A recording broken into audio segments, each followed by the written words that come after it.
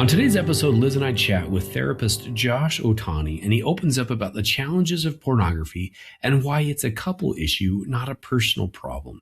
He talks about the power of understanding, getting curious, and tips for each partner in this struggle. Josh Otani is a licensed marriage and family therapist and founder of Big Valley Therapy, located in Sandy, Utah, where he helps individuals and couples heal from pornography addiction, betrayal trauma, infidelity, and relationship distress.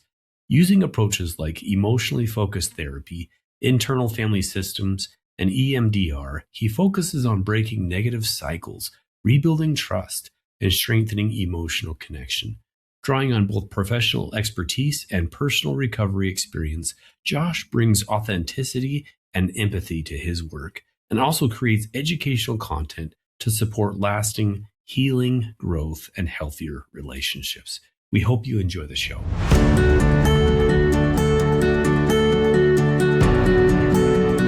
Hey there, friends. Welcome to another episode of the Stronger Marriage Connection podcast. I'm Dr. Dave here at Utah State University alongside Dr. Liz Hale, our psychologist. We're aiming to bring you the very best that we have in research and resources, along with a few tips and tools to help you create the marriage of your dreams.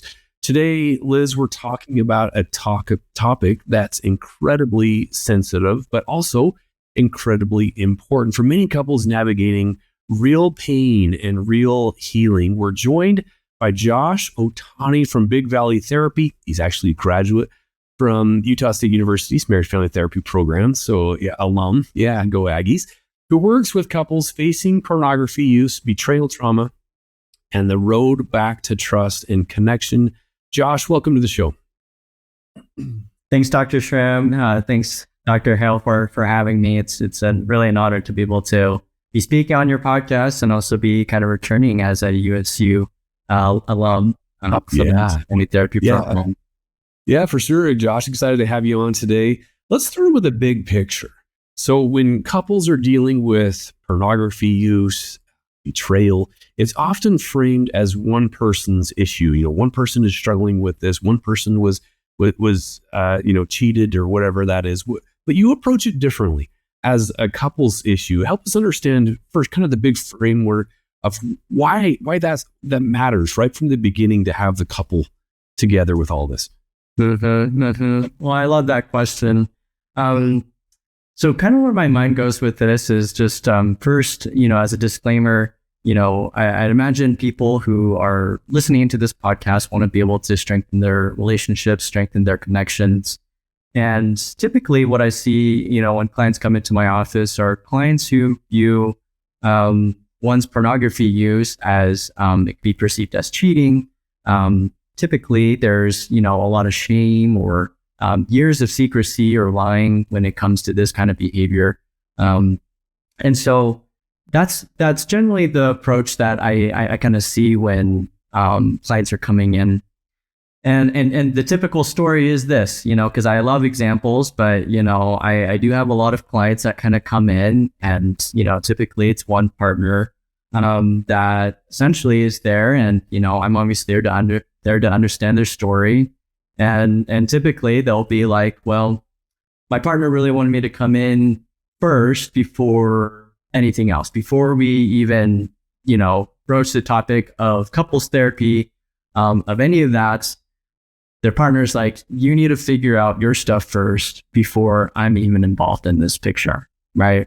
And it kind of makes sense, like when we think about it, if you're thinking about what's pornography use, depending on how long they've been engaged in that kind of behavior. It could have been, since early childhood or their young adult years, long before they even got married, or if they're just in a non-marital relationship, long before they're in the relationship.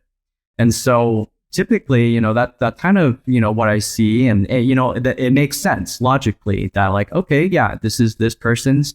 I mean, you think about other kind of behaviors like smoking or gambling, like, it's the partner really thinks about it. It's not my issue. I don't struggle with smoking. I don't struggle with, the gambling behavior, but it's my partner and they're the one that needs to really kind of figure it out. Right. And so, pragmatically kind of looking at that way, that tends to be the story when I start to, whether it be meeting with individuals, but other times it is the couple that comes in. And so why this is important to, in my lens of, systemic thinking, a lot of my training in marriage and family therapy has been grounded in a lot of systemic work, making sure that we're understanding the relational effects of one's behavior on the relationship. And very quickly, if I'm working with an individual who has come in where the partner has been wanting them to come in, it tends to turn relationally very quick. That becomes probably 70% to 80% of what we end up talking about. How is your behavior feeding into this relationship? And just to kind of give you a little bit of a background, how I kind of perceive the whole behaviors of pornography use is I do see it as a coping skill, whether it be, stemming from early on in childhood, turning to porn first out of curiosity, but then it became a way to avoid difficult emotions, boredom, loneliness, the really the pain, the meat of, what we all experience as humans. And so when I think about, that kind of usage, right, people turning to porn use to want to kind of numb out from difficulties in their lives, whether that be feelings of rejection or abandonment, it tends to be the case that those behaviors then seep into the relationship. Right? Because if I'm turning, for example, to view pornography to want to avoid perhaps difficult, vulnerable conversations with my partner, well, that's highly relational. And it's just understanding that behavior is what drives a wedge between the relationship and can be very difficult for partners to really, truly learn that extra layer of vulnerability when it comes to connecting with the partner. And so very, very quickly, right off the get-go, to kind of answer your question, that's why I view this issue as relational and highly systemic and not just affecting the individual. Yeah, that spillover. I mean, absolutely. Yeah, it's both of them, their relationship for sure. Mm-hmm. And building on that, then, Josh, what tends to happen emotionally for both partners after a betrayal like this? What are each of them experiencing, and how do those reactions start to create a cycle between them? Mm-hmm. So great question. And, this is where I spend the bulk of, whether it be the individual therapy or the couples work, is being able to understand some of these negative interaction cycles go on, right? And this interchange, this interplay with two partners. If we're taking it from the standpoint of the partner who is viewing pornography either before, presently, it's understanding kind of what's going on in their internal world. And I'll start with them because I think the explanation leads into then how it affects the partner. Typically for them, I work with many couples where this kind of behavior has been kept in secret for so many years. And this kind of behavior being held in secret, obviously there's going to be a feeling of feeling terrible. Like, I feel terrible that this is coming out and now it's starting to visibly affect my partner, right? They're withdrawing, they're becoming visibly upset and angry at me. And I just feel so terrible, right? Because ultimately, if you're thinking about it, with this behavior being, sustained for so many years prior to the relationship and feeding into the relationship, there is a sense of I'm the problem, right? A lot of partners will start to believe that they are the terrible person, that they're the villain in the story. And ultimately, what happens with that is, what do we want to do when we've caused a problem? We're going to want to fix it. And so I see many of my clients kind of turning and feeding into that fix-it mentality of, what can I do to alleviate this pain that you're feeling right away, right? And I think that's just natural for us as humans. When we see that we've hurt our partner, we want to be able to fix it. And for many people, that is the worst fear. Hurting or doing things that will hurt your partner, the one who's closest to you, the one who, loves you the most, where that safety resides. Many people's worst fears is hurting your partner. And so I do see, many people in this position starting to want to fix it through reassuring their partner. I promise I won't do this again. I promise I will never turn back to my old ways. But what we know, very soon, looking on the other side, is a lot of those promises are perceived as empty promises. You've said that before. Well, if you said that before and you keep on doing the same behavior, how can I then truly trust you? Because we know that trust is built over time, over consistency. And if you're consistently telling me that you're going to be ending this behavior, yet you're returning to it, and many times in secret, how can I truly know that what you're telling me is the truth? And so it kind of ebbs and flows between both partners. That is one common theme that I do see when we're talking about this interchange between both, the betrayer and the betrayed, offender, the injured partner, is understanding that dynamic. What I also tend to see is, in this interchange is this idea of, if I've caused such harm and hurt on my partner, I'm wanting to give them their space. I'm wanting to make sure that I'm not pressuring you, because I understand that healing takes time. And so I'm going to kind of take more of a backseat approach. And you could probably already guess, how may the partner be feeling in return? You're avoiding me.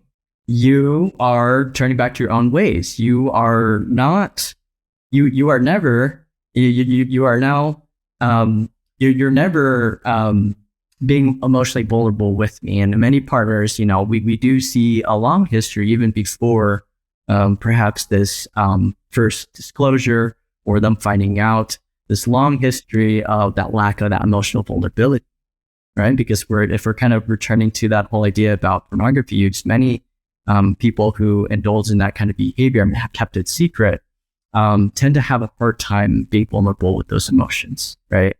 As to the reasons why they turn to that in the first place. And so they'll give space. They will, want to, make sure that they aren't, poking the bear, so to speak. And they'll really, just try to have time, be able to be the thing that heals the relationship.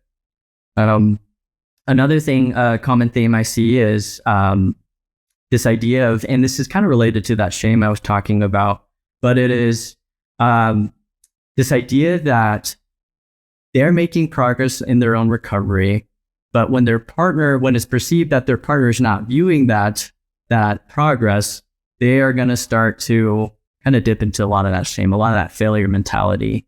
And I do tend to see a lot of black and white thinking of, oh, you're not seeing my progress. You're not seeing that I'm trying to connect with you. I'm a complete failure. This isn't working.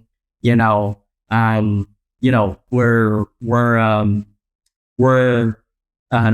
it feels like we're just at square one, right?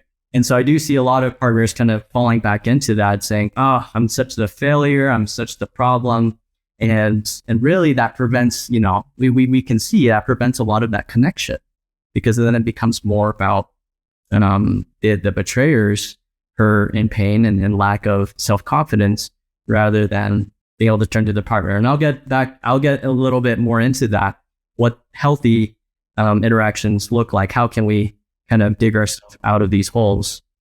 And then the last thing with that is, I thought I told you everything.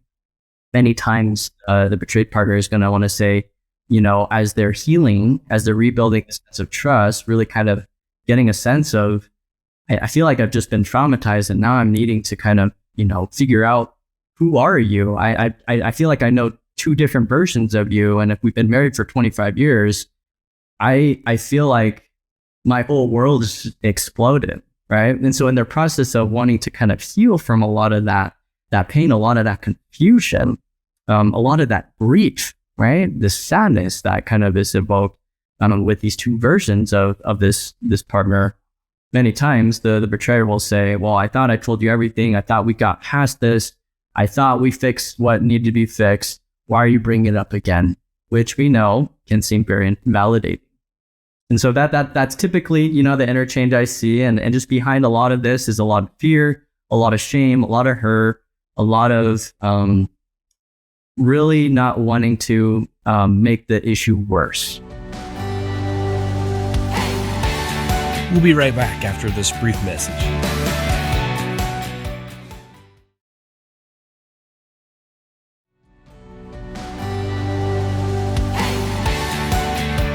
And we're back. Well, let's dive right in. Yeah, thanks, Josh. That's helpful. Talking about some of these patterns, right? Blame and defensiveness, and I thought this, and withdrawal, and this back and forth. And you mentioned just now, I want you to elaborate a little bit from your perspective. Underneath this, those reactions, and you talked about fear. What some of those others? What's underlying some of these patterns? Well, yeah, we'll take that first one. So fear, right? And typically what clients will tell me is, I just have a fear of making things worse.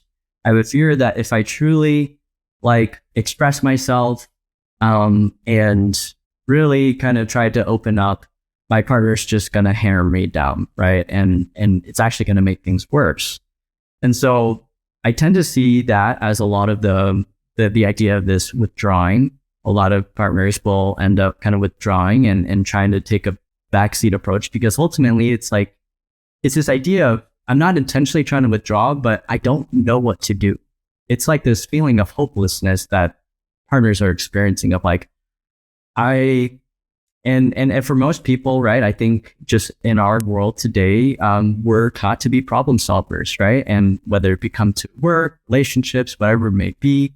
But for this one particular issue with betrayal trauma work, a lot of the work is counterintuitive, right? Being able to kind of hammer down and address and try to fix things right away.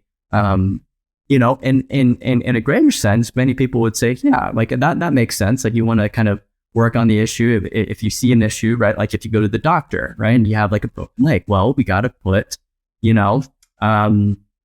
got to set it, we got to make sure that, there's a cast, that there's X amount of healing and all these things. And that healing process is a little bit more laid out. For betrayal trauma work, it can feel like we're going 2 steps forward, 3 steps back, 4 steps forward, 5 steps back.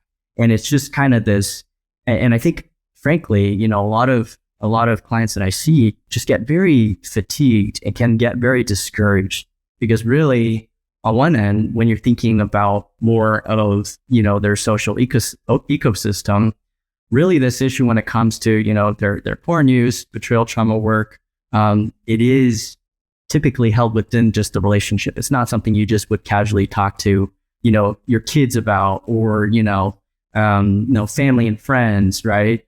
And so really when it comes to working on this very complex issue, many times people kind of bring it on themselves to say, I got to be the one to fix it, yet I'm really just lacking all the tools. And so in that fear, in that sense of insecurity or uncertainty, not really knowing how to kind of proceed, I can see a lot of that blame, a lot of that defensiveness, what we kind of see more on the surface level, kind of, that's typically what I see when it comes to couples therapy, partners, that it's like this ping pong match back and forth between them of, I don't feel like what I say is going to make any is not going to resonate with you. And they'll say that to their partner, and they'll say, well, if you don't bring it up at all, then I get the sense that you're withdrawing. And then they're saying, well, I'm not trying to make things worse. I'm just I don't want to intentionally make you upset. And so, you could probably see, if you're to give you a snapshot of my work, that tends to be a lot of what we talk about is identifying those cycles. What are the underlying parts that are being activated on both ends, right? And this was, and I'm just going to continue to build off this. That's typically where I will start to introduce this idea of being able to sit with your partner, being able to understand their impact before defending your attention, before kind of jumping to defend yourself. And and really kind of structuring it that way, which I'll kind of share more about. Well, here's a question for you. Maybe I should have asked it earlier, Josh, but why is pornography viewing so damaging to a marriage? And is it less damaging if both parties are involved? That used to actually be a common suggestion from marriage therapists. Is like, well, view it together. Yes. So where I stand on this issue, I guess just to give you an idea of like my clientele, I see couples who view it both ways. Some who view it kind of more healthy, some who view it more negatively. Some who view it kind of more as this positive, psychoeducation to be able to amplify and enhance their sex life, and ones who view it as more damaging, depending on their morals, their values, religious stance, family of origin. And what I tend to see is, at least couples that come to me on either end, is this whole idea about secrecy. When this behavior is kept hidden from their partner, that tends to become a wedge in the relationship and starts to become more, I would say, damaging to the relationship when that behavior is kept in secret.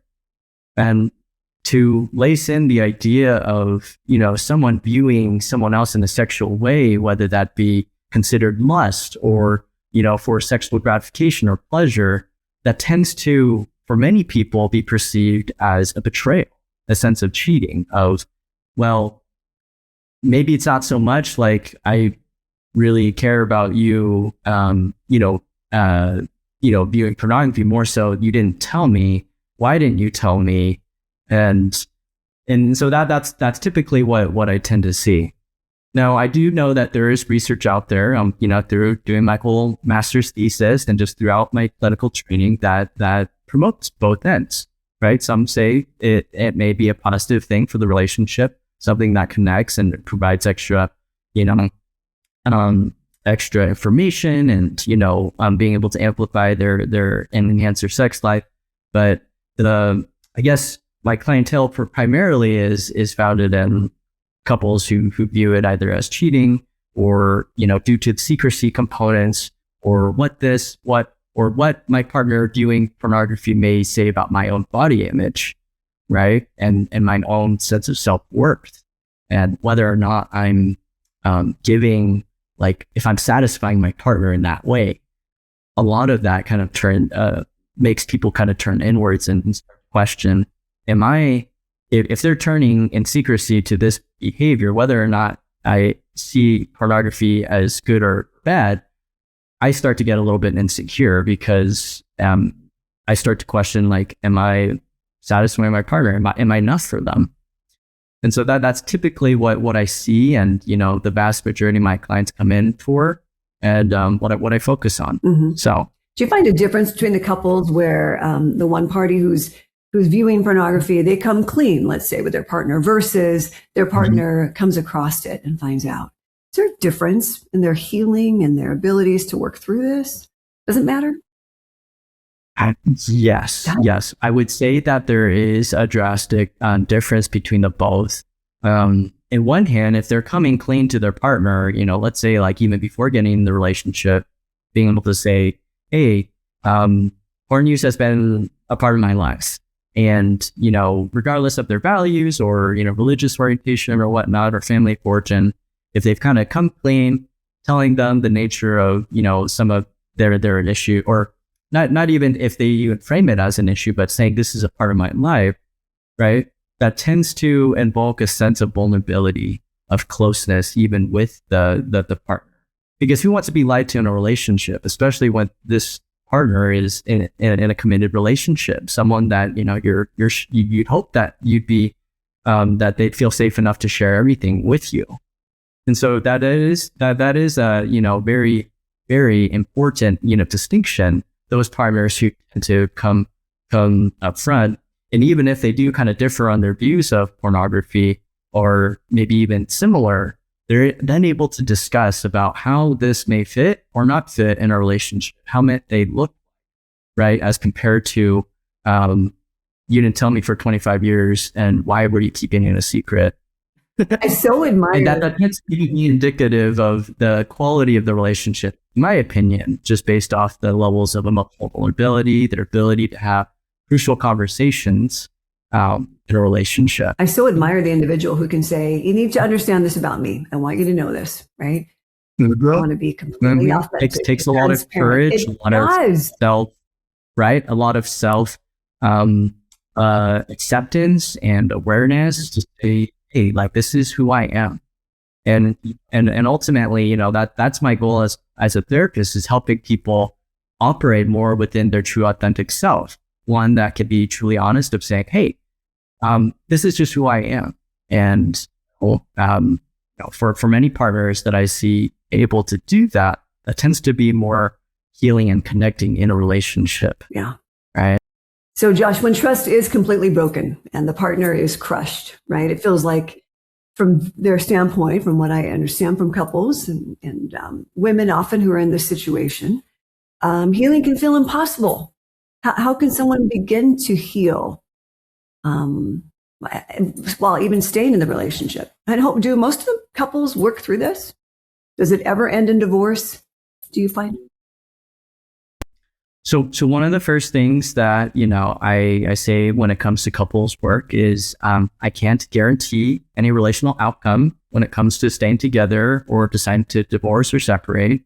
But what I do tell them is that, and this is kind of my token of hope, is that if both of you are invested in this process, if both of you are taking this introspective look and really trying to understand how your internal parts show up in the relationship, how they have shown up in the relationship, and how perhaps we can better that, right? How you could become more vulnerable, more, you know, emotionally in tune with your partner, learn how to have effective apologies, learn how to empathize. We're going to be working on all these little, like this whole toolkit, if you will. The chances of your relationship working well are far greater than, you know, if you hadn't embarked on this relationship at all. And so, you know, when it comes to that process of, you know, them coming to heal, you're essentially asking, like, how is that, right? How can a partner whose trust has been shattered, right, just kind of like a glass vase or something like that, when it's shattered and it can't be, and it can't, there's no simple solutions there. How do we approach that? One of the first things that I'll kind of say here is that if we're comparing it to that glass that has been just broken, I'm understanding that now there's these two versions of my partner, where I thought there's just one the whole time, but now there's two or even three. And like, their initial parts are saying, I'm scared. Like, I don't know this person. I'm confused. And I'm trying to kind of piece all these parts that they're telling me together. And, you know, just to know, you know, as one kind of thinks back on a lot of their history with their partner, when you start to have some of that information of, they've been lying to me in so many areas, that starts to kind of fill in the gaps, right? Of understanding, oh, they spent more time at work than they needed to. Right? They were perhaps more emotionally absent, or maybe that's why they couldn't, you know, emotionally be vulnerable or connect with me in this certain area of our life, or maybe it is like an erectile dysfunction issue, right? There are a whole host of reasons that someone can kind of grasp onto to kind of fill in the gaps of that history. And so, all to say, that process is complex. To say the least, it's complex, because it's almost as if a lot of their history, as they're kind of recounting what has happened to them, is almost like in this process of pending or downloading this new script, right? This new version of essentially what their life has been like. And for many, that can be very, very challenging. I do see a lot of clients saying, hey, like, I can't do this. Like, I want to separate. Like, it's irreparable, the relationship, just based off what I know about you now. Right. And so some partners will go that way. But some partners who are willing to stick it out, and I'm not saying this in a way that either or is weaker. I think everyone is, everyone has a right to make their own decisions, and sometimes, the stronger, healthier decision is to separate. But other times, and this is kind of, why I do the work that I do, is to be able to try to salvage and repair and strengthen the relationship. A big part of this this idea is coming to the acceptance that my life with you, how I perceive you, is not going to be the same as before. It's not going to be the same, right? Because now you know about these 2 or 3 other parts of you that I didn't know before, and now I do, and so the ones that are able to really work past that, that's something that we work on first and foremost. It's understanding the entirety of this other person, the entirety of their partner in terms of their past history, how they've lacked in perhaps that emotional regulation when we talk about early childhood wounds. And a lot of clients I do see here in this realm have had years and years of a lot of self-doubt, a lot of insecurity. They almost kind of use the hard use to kind of mask that. And so it's just kind of understanding that their partner, right, the one who's inflicted the pain, is certainly going to have to work on a lot of self-identity issues, a lot of being able to understand why did they do the things that they did, first and foremost. And for them to understand that, and also to be able to answer to their partner. And I do see that process just as this very, very delicate path that they're both going to be embarking on. This path of help me understand just a little bit more about what you had meant by that. Help me understand a little bit more about those times where you didn't feel comfortable talking to me, right?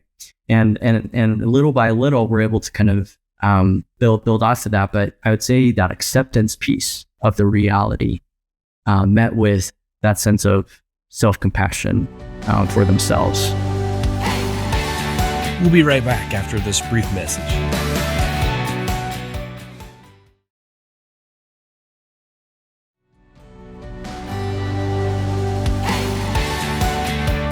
And we're back. Well, let's dive right in.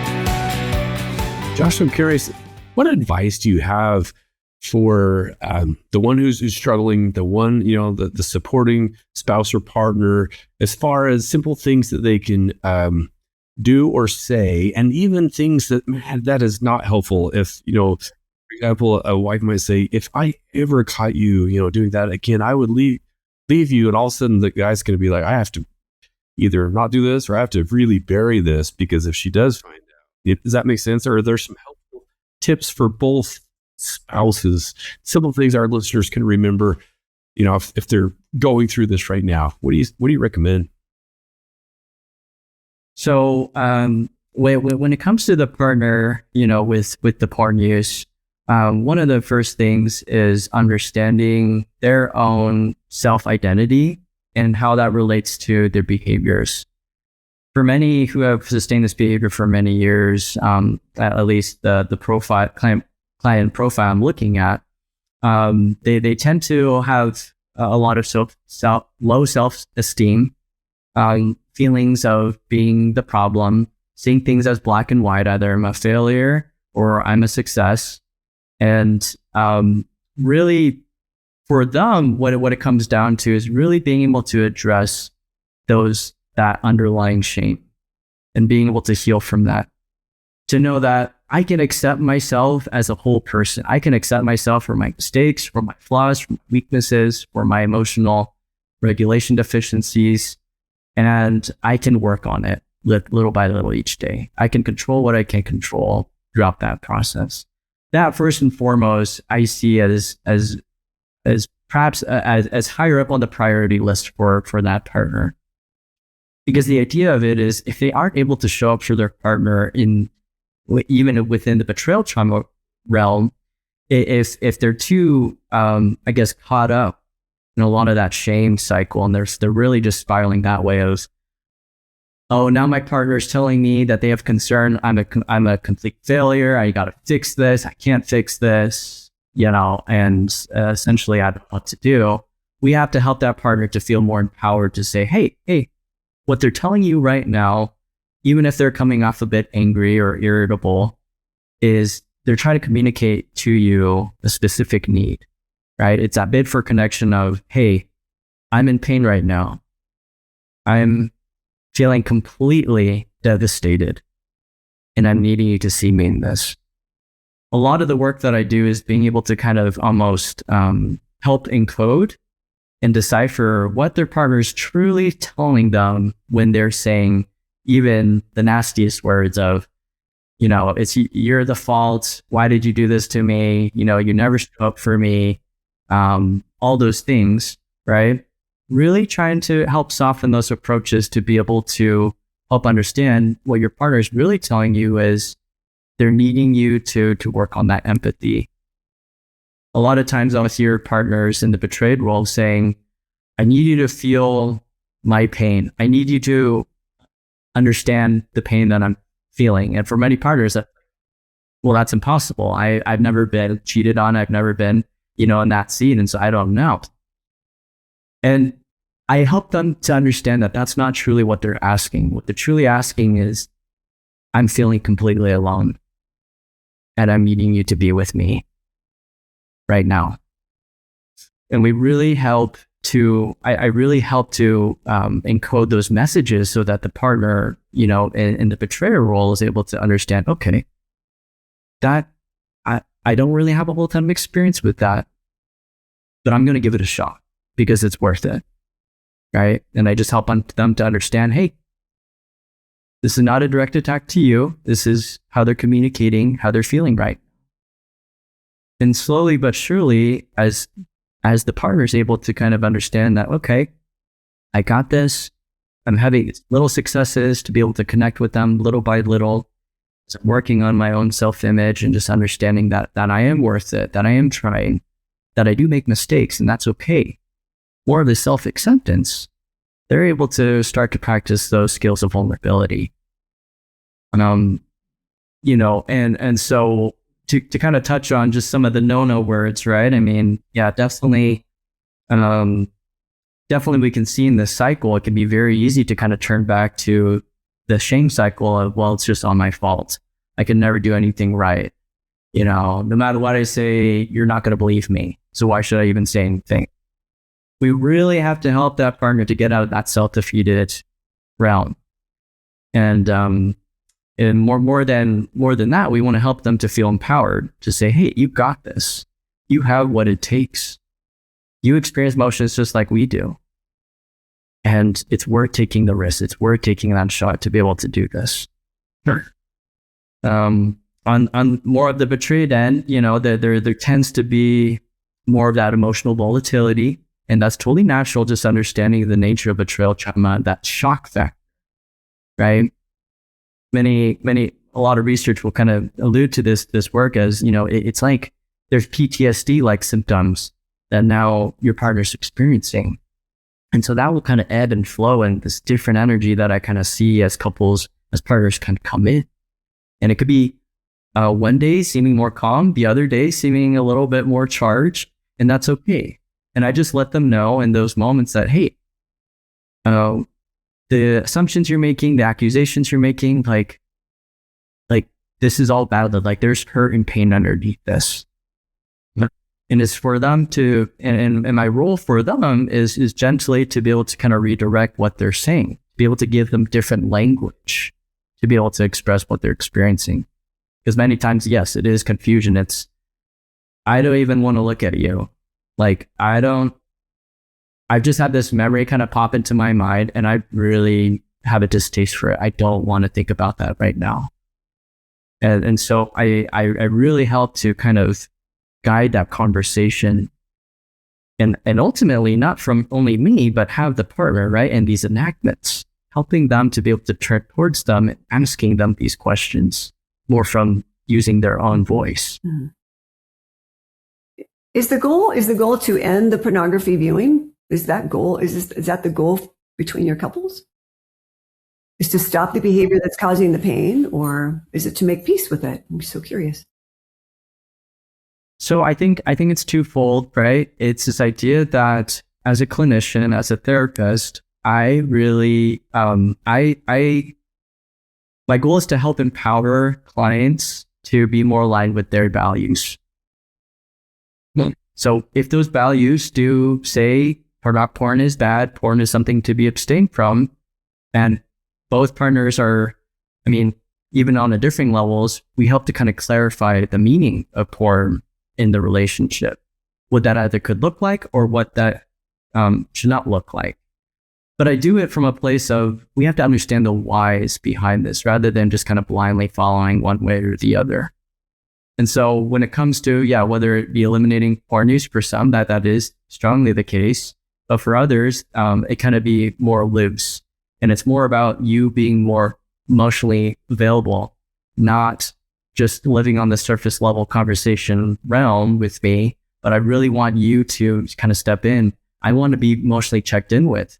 I want to know that, you've got my back. And more so than just kind of trying to reassure me, I want you to tell me.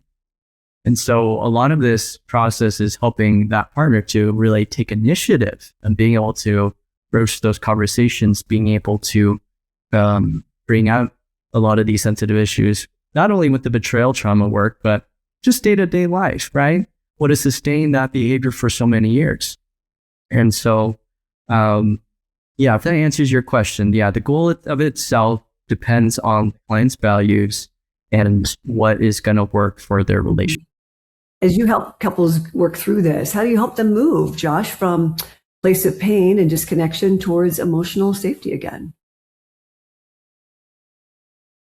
So I kind of mentioned this briefly, but the terminology of enactments is something from emotionally focused therapy. And that's one of the main interventions, if you will, that I draw strongly from.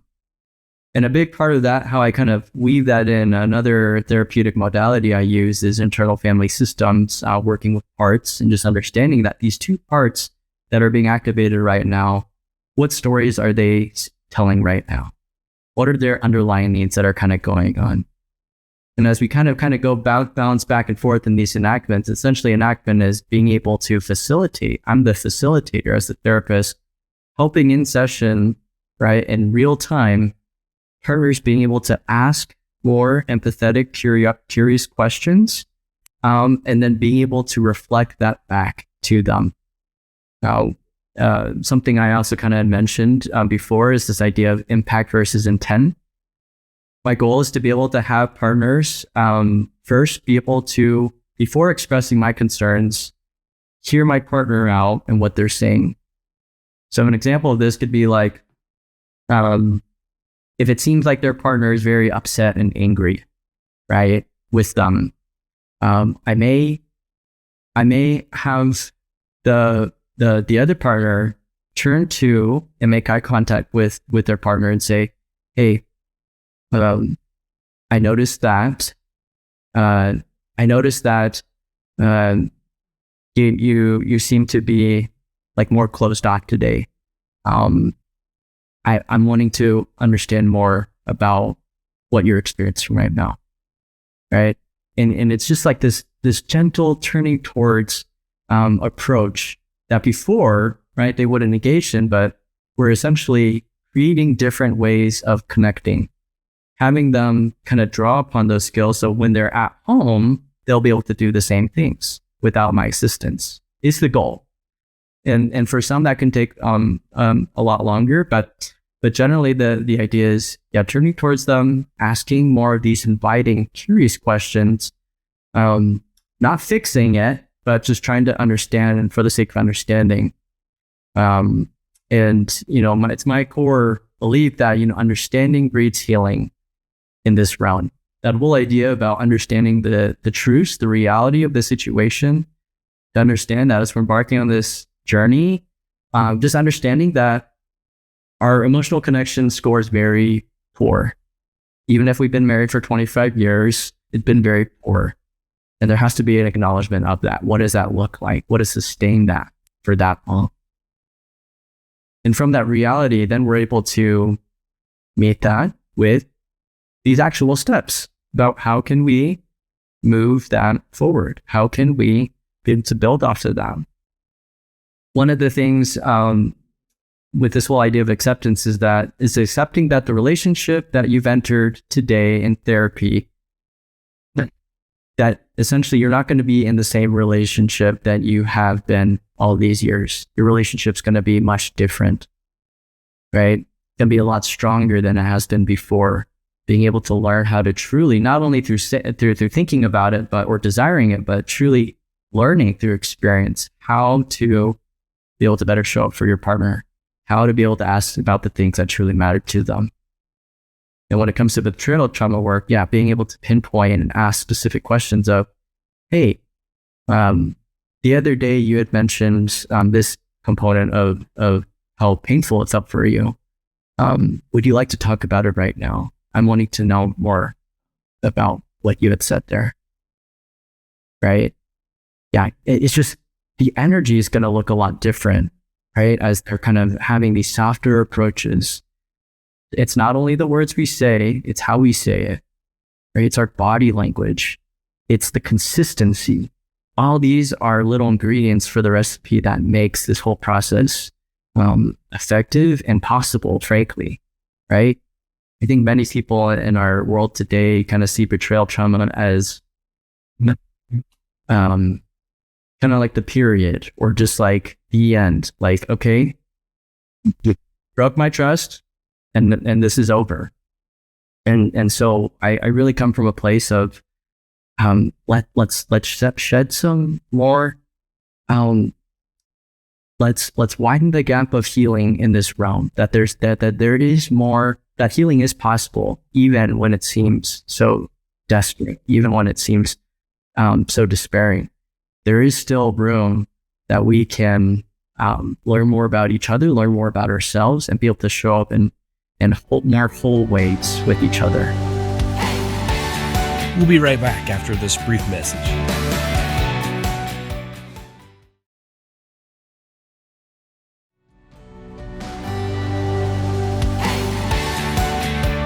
And we're back. Well, let's dive right in. For anyone listening right now who feels stuck or even hopeless, what's the one mindset shift, first step you'd encourage them to take, just in brief, begin healing together? What's the very first step? Because there's a lot of anger, right? There's a lot of anger from the betrayed person.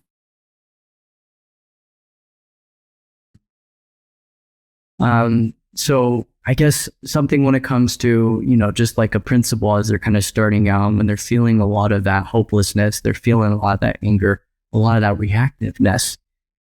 It's just understanding that there are ways that we could be working on that healing process together. This is highly relational when it comes to being able to work on these issues. And so if it seems as though it'd be better off, where you just have one partner kind of start versus both you there, what I'd encourage is both partners be able to come in, because a lot of these issues are highly rely on that relationship connection. And so just understanding that you don't need to heal alone, and so just understanding that, yes, healing needs to be systemic. It has to be relational when it comes to. If our partner had cancer, we'd be there, right? We'd be there in the room, listening, figuring out what are we going to do differently. I like that very much. We talked a bit about the app. Anything you'd like to add? And maybe please tell our listeners, Josh, where they can find out more about you and the wonderful resources you have, please. Yes. So beginning of March, I did open up my own solo practice, Big Valley Therapy in Sandy. I have a website. It's just bigvalleytherapy.com with all my resources. Get a hold of me that way. I also have a Psychology Today profile, as well as some social media like Instagram, Facebook, TikTok, that I post regularly on. More than anything, I'd love to hear more from your audience as it pertains to any questions, things that I may have not touched on in this duration of time. I love hearing from listeners, on my own social media feeds, to be able to be able to kind of craft content or answer questions that people may have. And so that's how you can find me. Awesome. Yeah, we'll put those in the show notes for our listeners. Josh, before we let you go, a couple questions we ask all of our listeners. The first one, what do you feel like is a key to a stronger marriage connection? Stronger marriage connection. Well, I think I did say the one-liner, understanding breeds healing. And that really is, the motto that I kind of go throughout my own life, my personal life, with my relationship with my wife, but also what I will continue to teach my clients is that understanding breeds healing. It's my understanding that when we can more fully understand just the reality, understanding our past experiences, how they inform the present, that really we can develop more self-compassion as we gain more of that curiosity, more of that clarity. We're able to kind of cultivate more of that safety within the relationship, and that all stems from this wanting and this desire and taking those actionable steps to be able to develop that understanding in relationships. Mm-hmm. Well said. What about your takeaway of the day? Is there a take-home message you hope our listeners will remember from our discussion today? Just takeaways that healing is possible for those that feel like this process, whether that be something you whether that be a friend or family member who has gone through this process, or you yourself have gone through this process. My message and key takeaway is that healing is possible, and that hope can be found as we work to understand and more than anything, in many cases, receive professional help as it pertains to this issue, because a lot of the nuances that I kind of mentioned on this podcast, while they're great, it is a different experience to be able to experience it in session with your partner sitting across from you and talking about these things. There's nothing greater and more strengthening than that, and having those difficult conversations and broaching those difficult, vulnerable conversations. Mm-hmm. Yeah. Mm-hmm. Liz, what about you? What's your takeaway of the day, Josh? I love, Josh, that you were going towards on the other side of that, right? Where you are stronger together, stronger individually. I mean, there really is nothing better than to be known completely and fully, and to have your partner that you betrayed turn to you and say, gosh, I love you. I love you, Sam. And Sam's going to go, yeah, and nobody knows me better. And I am so blessed that you know me and you still choose me. I don't think it gets much better than that. There is something that I've seen couples be so proud of when they get to the other side of betrayal, whether that be pornography viewing that they both agree against, or infidelity itself, to get to the other side and to say, I unconditionally love you. I know you best, accept you, and still love you. Dave, what about you? What stands out most to you from our conversation today? Trust and commitment are the foundation of relationships. And when that is rocked, and then there's genuine hurt. So for those listening, it is raw, it's real. You feel like your whole world is turned upside down. That is all normal to feel those feelings. But I want to echo what Josh and Liz are saying, that there's professional help, finding the right resources. There's a road to healing. It's not an instant fix, but it's a recovery. It's a process. But that often requires outside assistance, because I don't know how to fix my car. I just don't know the answers. That I take to a mechanic. I take to someone who specializes in that. So if you're not sure what to do, please turn to the resources, and they're available all around you. More resources today than ever before. So Josh, thank you so much, my friend, for coming on and sharing some wisdom and help for our listeners today. Sure appreciate it. Well, thank you so much for the opportunity to come speak. And I hope this resonates with someone, if anything, and being able to kind of get you the resources that you're so much needing and deserve. Yeah. Thank you so much. All right, friends, that does it for us. We'll see you next time on another episode of the Stronger Marriage Connection podcast. And remember, it's the small and simple things that create a stronger marriage connection. Go take good care of you and each other now. See you soon. Thanks for joining us today. Hey, do us a favor and take a second to subscribe to our podcast and the Utah Marriage Commission YouTube channel at Utah Marriage Commission, where you can watch this and every episode of the show. Be sure to smash the like button, leave a comment, and share this episode with a friend. You can also follow and interact with us on Instagram at Stronger Marriage Life and Facebook at Stronger Marriage. So be sure to share with us which topics you loved or which guests we should have on the show next. If you want even more resources to improve your marriage or relationship connection, visit strongermarriage.org, where you'll find free workshops, e-courses, in-depth webinars, relationship surveys, and more. Each episode of Stronger Marriage Connection is hosted and sponsored by the Utah Marriage Commission at Utah State University. And finally, a big thanks to our producer, Rex Polanis, and the team at Utah State University, and you, our audience. You make this show possible. The opinions, findings, conclusions, and recommendations expressed in this podcast do not necessarily reflect the views of the Utah Marriage Commission.